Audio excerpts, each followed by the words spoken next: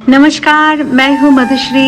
आइए सुनते हैं रेडियो सिटी की पेशकश रामायण रहस्य।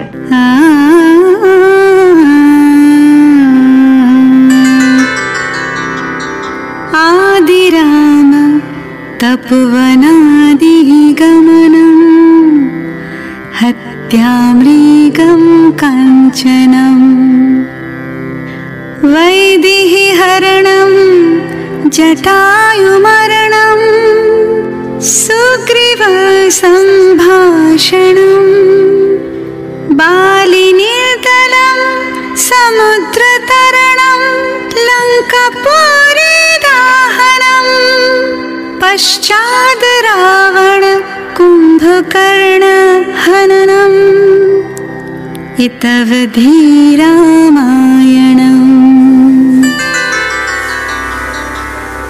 रामायण की लीला त्रिदेव द्वारा मनुष्यों के जीवन में कर्तव्य, प्रेम, नैतिकता, लोक कल्याण और समाज व्यवस्था की स्थापना हेतु किया गया, क्योंकि रामायण मानव जीवन के उद्धार के लिए भगवान विष्णु का मानवीय रूप था। इसीलिए उसे रामचरितमानस कहा जाता है। विवाह के बाद राजा दशरथ सबके साथ वापस अयोध्या आ गए। राजा अब खुशी खुशी राज करने लगे। समय बीतता गया और राजा दशरथ अब बूढ़े हो रहे थे। उन्होंने श्री रामचंद्र जी को अयोध्या का राज्य कार्य देकर गुरु वशिष्ठ जी के कहने पर एक शुभ दिन श्री रामचंद्र जी का राज्य अभिषेक करने के लिए निश्चित किया गया। सारी प्रजा को जब ये खबर मिली कि श्री राम उनके राजा बनने वाले हैं, तो प्रजावासियों की खुशी का ठिकाना नहीं रहा। सबके चेहरे पर हंसी बिखरी हुई थी। इन सभी चेहरों में एक चेहरा ऐसा भी था जिसमें दुख और बदले का भाव नजर आ रहा था। वो चेहरा कोई और नहीं, महारानी केकई की दासी मंथरा का था। वो दुखी होकर महारानी केकई के पास गई। अरे मंथरा, कहाँ रह गई थी? तूने सुना कल मेरे राम का राज्य अभिषेक हो रहा है। अब मेरा राम राजकुमार नहीं राजा बनेगा। देख, इसी खुशी में मैंने सबसे बहुमूल्य हार तेरे लिए रखा था।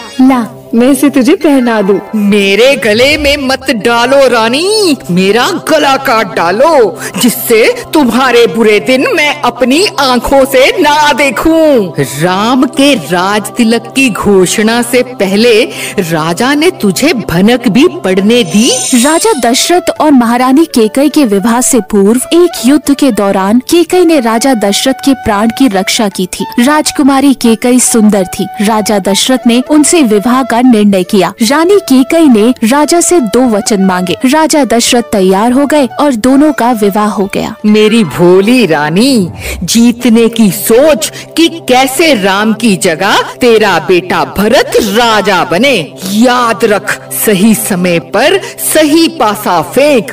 याद कर, तेरे पास महाराज के 2 वचन बाकी हैं, जिन्हें अब मांगने का सही समय आ गया है। मंथरा की बातों में आकर रानी ने अपना चेहरा दुखी बना दिया और रोते हुए कोप भवन में सो गई। राजा दशरथ तक जब ये बात पहुंची तो वो तुरंत ही रानी के महल में पहुंचे। ऐसी हालत में देखकर उन्हें बड़ा दुख हुआ। वो केकई से बहुत प्रेम करते थे। उन्होंने पूछा, देवी केकई, तुम्हारा यूं चुप रहना हमें तनिक भी नहीं भा रहा। तुम जो चाहो वो हम तुम्हें दे सकते हैं। हम तुम्हें वचन देते हैं। मुझे तो बस मेरे वो 2 वरदान चाहिए। एक, अयोध्या का राज मेरे बेटे भरत को मिले, राम को नहीं। और दूसरा, राम को 14 वर्ष का वनवास दिया जाए। आप देना ना चाहे तो। रघुकुल रीत सदा चली आई, प्राण जाए पर वचन न जाए। श्री राम ने शीघ्र ही निश्चय किया कि उनकी वजह से उनके पिता का दिया हुआ वचन नहीं टूट सकता और उन्होंने वन में जाने का निर्णय लिया। राजा दशरथ साथ पूरे अयोध्या में मानो विपदा टूट पड़ी हो। जब वो 14 साल के वनवास के लिए जा रहे थे, तब भरत अयोध्या में नहीं थे। वो अपने नाना के घर गए हुए थे। जब राजा दशरथ की मृत्यु हुई, तब उनके कोई भी पुत्र उनके पास नहीं थे और राजा दशरथ पुत्र के वियोग में रोते रोते स्वर्ग को प्रस्थान कर गए। रामचंद्र जी के जाने के बाद भरत जी को उनके नाना जी के घर से बुलवाया गया। भरत जी अयोध्या वापस आ गए। उन्हें जैसे ही सारी कहानी पता चली, वो क्रोध से माता केकई के पास गए। एक लंबे वाद विवाद के बाद भरत माता केकई से रुष्ट होकर वहाँ से चले गए। राजा दशरथ की मृत्यु के बाद रानी को भी अपनी मांगों पर बहुत पश्चाताप हुआ। भरत जी ने शीघ्र ही अपने पिता दशरथ का उचित दाह विवाह संस्कार किया। इसके बाद भरत जी रामचंद्र जी को वापस लाने के लिए जंगल में निकल गए। भरत जी जंगल में अपने साथ अयोध्या की सेना लेकर भी गए थे, जिससे लक्ष्मण जी के मन में यह संदेह उत्पन्न हो गया कि भरत श्री राम से युद्ध करने के लिए आ रहे हैं। भगवान श्री राम ने लक्ष्मण जी को समझाया और कहा,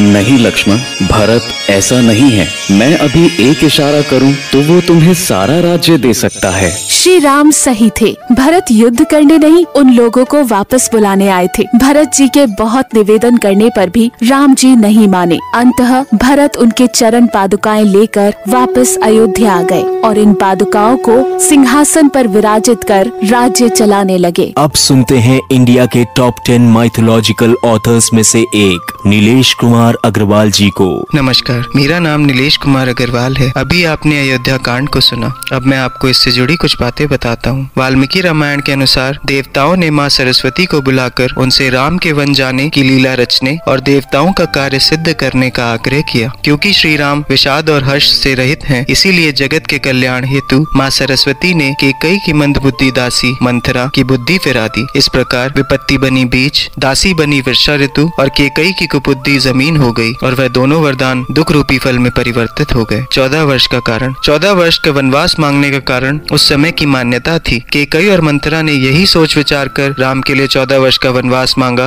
कि दंडक वन में 14 वर्ष तक पेड़ की छाल, जानवरों की खाल पहनने और बालों को जटाजूट बनाकर जीवन जीते हुए राम अपना पूरा जीवन तपस्या जैसे ही जीने लगेंगे। राजा दशरथ जन्म। विष्णु पुराण के चतुर्थ अंश के 4थे अध्याय के अनुसार दशरथ के पिता राजा अज और माता इंदुमती थी। मनु और शत्रुपा ने एक पैर पर खड़े होकर भगवान विष्णु की 6000 वर्ष तक कठिन तपस्या की और भगवान विष्णु को प्रसन्न कर उनसे वरदान मांगा कि भगवान विष्णु उनके पुत्र के रूप में जन्म ले, जिस कारण त्रेता युग में मनु राजा दशरथ और शत्रुपा ने माँ कौशल्या के रूप में विष्णु रूप राम को जन्म दिया। जियत राम बिदु बदनु निहारा, राम बिरह करी मरनु सवारा। अर्थात जीने और मरने का फल तो दशरथ जी ने ही पाया, जिनका निर्मल यश अनेकों ब्रह्मांडों में छा गया, क्योंकि जीते जी उन्हें श्री रामचंद्र जी के चंद्रमा के समान मुख को देखने का सुख प्राप्त हुआ और श्री राम के विरह को निमित्त बनाकर उन्होंने अपना मरण भी सुधार लिया। होई ही सोई जो राम रची राखा।